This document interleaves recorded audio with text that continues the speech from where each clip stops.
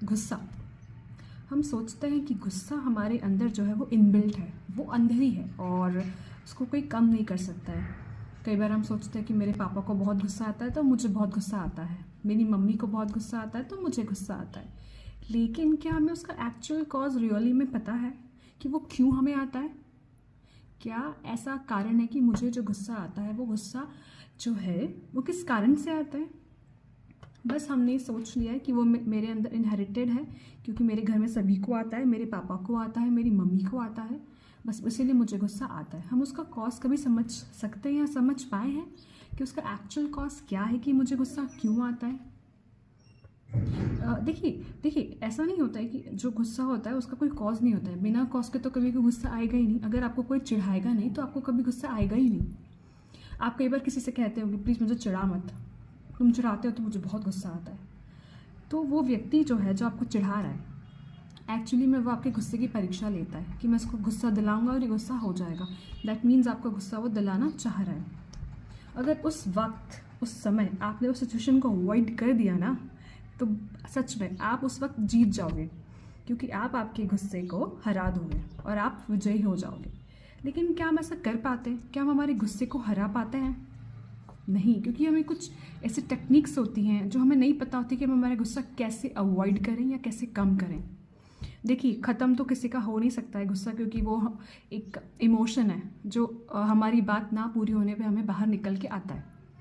हाँ, वो ख़त्म तो कभी नहीं होगा, लेकिन ज़रूर वो एक लेवल तक आके कम हो सकता है, या ख़त्म तो नहीं होगा लेकिन कम होगा, या फिर हम ऐसी सिचुएशंस को अवॉइड कर सकते हैं जिससे हमें गुस्सा बहुत ज़्यादा आता है। तो देखिए, जिन लोगों को बहुत ज़्यादा गुस्सा आता है ना, उनके लिए सबसे इम्पॉर्टेंट चीज़ उन लोगों के लिए, जो मैं हमेशा अपने वीडियोस में कहती हूँ, कि मेडिटेशन। आपको चाहे कोई भी दिक्कत हो, कुछ भी प्रॉब्लम हो, guys, go for meditation. Meditation आपकी लाइफ के लिए भी बहुत अच्छा है और आपके लिए भी बहुत अच्छा, even if you have anxiety problems, उस पर भी हम आगे वीडियो बनाने वाले हैं। तो अगर आपको एनजाइटी प्रॉब्लम्स हैं, या अगर आपको गुस्से का प्रॉब्लम है, एंगर मैनेजमेंट का प्रॉब्लम है, एंगर मैनेज नहीं हो पाता है, so guys, step 1, go for meditation. Meditation आपको सबसे ज़्यादा हेल्प करेगा आपका गुस्सा कम करने में। और अगर आपसे मेडिटेशन नहीं होता है तो go for 30 seconds, then increase your time day by day. उसका टाइम धीरे धीरे बढ़ाइए। So always opt for meditation. ये मेरा सबसे इंपॉर्टेंट एक रूल होता है, मेडिटेशन आपको करना ही है एंगर मैनेजमेंट के लिए। Then very second step is take a break. जब आपको गुस्सा आ रहा है या किसी के साथ आर्ग्यूमेंट हो गया और आपको गुस्सा बहुत ज़्यादा आ गया है ना, उस वक्त, उसी समय टेक अ ब्रेक। आप वहाँ से एक ब्रेक लीजिए। आप उस जगह से चले जाइए, थोड़ी देर के लिए कहीं जाकर बैठ जाइए। उस बारे में बात कंटिन्यू मत कीजिए। अगर आप उसी बारे में कंटिन्यू बात करेंगे तो वो झगड़ा जो है, वो बहस जो है, वो बहुत एक बढ़ती जाएगी। तो आप उस वक्त वहाँ से ब्रेक लीजिए और थोड़ी देर के लिए उस सिचुएशन से बाहर आइए। अगर आप डाइवर्ट होंगे, ब्रेक लेंगे, तो कहीं हद तक आपके लिए वो चीज़ सोचना आसान हो जाएगी और आपका आर्ग्यूमेंट वहीं ख़त्म हो जाएगा। तो take a break is very important while having arguments और फाइट। ब्रेक लीजिए, उस बारे में सोचिए कि ऐसा क्यों हुआ। Third, during argument, during a fight, okay, हमेशा टेक अ डीप ब्रेथ। एक गहरी सांस लीजिए। बहुत काम फील होगा आप लड़ाई के दौरान ऐसा कुछ करके। जब आपकी किसी से बहस हो रही है, लड़ाई हो रही है, हमेशा गहरी सांस खींचिए। और जो लोग रिलीजियस होते हैं, स्पिरिचुअल होते हैं, वो उनके लिए बहुत अच्छा तरीका ये है कि जब भी बहुत गुस्सा आ रहा हो, ऐसा कह सकते हैं, जिन भी भगवान को मानते हैं, ओम नमः शिवाय 3 बार ऐसा बोलिए गहरी सांस खींच के, या फिर Radhe Radhe, what ever you follow, जिस भी भगवान को आप फॉलो करते हैं ना, उनका नाम लेकर के ये कीजिए। और ऐसा फील कीजिए कि जितने भी मेरी प्रॉब्लम्स है, जितना भी मेरा गुस्सा है, वो देखेंगे। जो रिलीजियस है या स्पिरिचुअल है, और जो नहीं ऐसा सब चीज़ें मानते हैं, वो डीप ब्रीदिंग कीजिए और अपने आप को काम डाउन फील कीजिए। अच्छा, कई बार ऐसा होता है कि जो हमारा गुस्सा है वो हम किसी को बता नहीं पाते, but you know what is important here, if you share. अगर आप अपने गुस्से को दूसरों से शेयर करेंगे, जैसे कि आपकी फैमिली में अगर आप किसी से क्लोज हों, अपने फ्रेंड्स से क्लोज हों, तो उनसे अपना गुस्सा शेयर कीजिए कि मुझे इस बात पे बहुत गुस्सा आता है और मैं इसके लिए क्या करूँ, मुझे समझ नहीं आता है। तो अगर आप अपना गुस्सा किसी से शेयर करेंगे ना, आपको बहुत बेटर फील होगा। So whenever you are getting angry और कोई बात आपको बहुत गुस्सा दिलाती है, तो आप क्लियरली बात कीजिए कि आप ये चीज़ें कम किया कीजिए, मुझे इससे बहुत गुस्सा आता है। तो talk to a family member, always talk to a friend कि आपकी ये हरकत से मुझे बहुत गुस्सा आता है।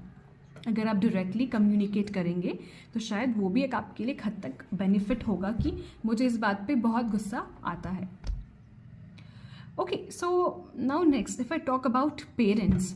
अब मुझसे कई बार पेरेंट्स आके पूछते हैं कि हमारे बच्चे को बहुत गुस्सा आता है, उसका गुस्सा कम नहीं हो रहा है। So you know the very important causes parents.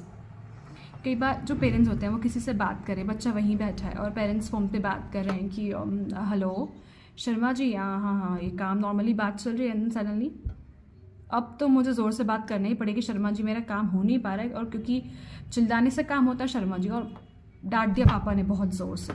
तो बच्चे ने क्या देखा और क्या सीखा, नॉर्मली बात करने से काम नहीं हो रहा था तो पापा ने डांट के काम करवा लिया। तो बच्चे ने क्या सीखा, जब हम गुस्से में होते हैं तो हम सब चीज़ें करवा सकते हैं, कर लेते हैं, गुस्से में हर कोई हमारी बात सुन लेता है।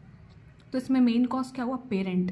तो जो बच्चे इमिटेट कर रहे हैं, जो बच्चे पेरेंट्स को देख रहे हैं, वो सीखते हैं, वो अडाप्ट करते हैं। सो कहीं ना कहीं अगर हमारे घर का इन्वायरमेंट वैसा होगा, हमारे पेरेंट्स चिल्ला चिल्ला के बात करेंगे तो बच्चे वही सीखेंगे। तो घर का इन्वायरमेंट भी ऐसा हो कि लड़ाइयाँ नहीं हो, आर्ग्यूमेंट्स ना हो, और अगर होते हैं तो उसे एक लेवल पर जाके सुलझाया जाए, बच्चों के सामने उसे बढ़ावा ना दिया जाए।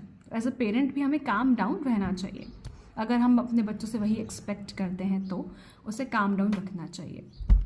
एंड इन केस अगर आपका जो एंगर है वो इन सब के बाद भी कंट्रोल नहीं हो पा रहा है, मैनेज नहीं हो पा रहा है, you know then there are some professional psychologist जो होते हैं वो आपके एंगर मैनेजमेंट के लिए आपको थेरेपीज़ देते हैं। वहाँ जाके आपकी इंसाइट्स डेवलप होती हैं और आप वहाँ जाके प्रोफेशनली हेल्प लेके थेरेपीज़ ले सकते हैं। एंड उसके बाद क्या होता है ना, जैसे कि अगर आपको वहाँ पर जो थेरेपीज़ होती है उससे आपका जो स्ट्रेस होता है वो बहुत कम हो जाता है एक हद तक। सो अगर आपका एंगर कंट्रोल नहीं होता है, so guys just go for professional help. Okay, so next, अगर आपको पता लग गया है कि आपका गुस्से का कारण, सबसे इम्पॉर्टेंट है आपको आपके गुस्से का कारण जो है वो पता लगाना। अगर आपको वो पता लग जाता है, so guys work on trigger points. ये देखिए कि आपको किस चीज़ पे ट्रिगर होकर गुस्सा आता है, क्या ऐसे ट्रिगर पॉइंट्स है कि जिससे आपको गुस्सा बहुत ज़्यादा आता है। तो उन पॉइंट्स पे वर्क कीजिए कि ये पॉइंट पे मुझे गुस्सा आता है। तो आप अपने फैमिली मेम्बर्स और फ्रेंड्स से बात कीजिए कि ऐसे ऐसे पॉइंट्स पे मुझे काम डाउन रहने के लिए बोलिए, या मैं खुद काम डाउन रहूँ, ऐसे ऐसे पॉइंट्स पे मुझे याद दिलाते रहे। So guys you know it's a mutual thing. अपने फैमिली अपने फ्रेंड्स के साथ शेयर भी कीजिए, टेक हेल्प। एंड ये बहुत जल्दी से नहीं कंट्रोल होने वाला है कि आपने आज शुरू किया और कल हो गया। It will take time but it will lower down in some days. कुछ दिनों में कम हो जाएगा। So do not worry, work on your anger. धीरे धीरे कम होता जाएगा। Anger management is not impossible, लेकिन थोड़ा सा डिफिकल्ट हो सकता है, लेकिन इम्पॉसिबल नहीं है। So thank you for watching this video. If you like the video, please comment, like and share.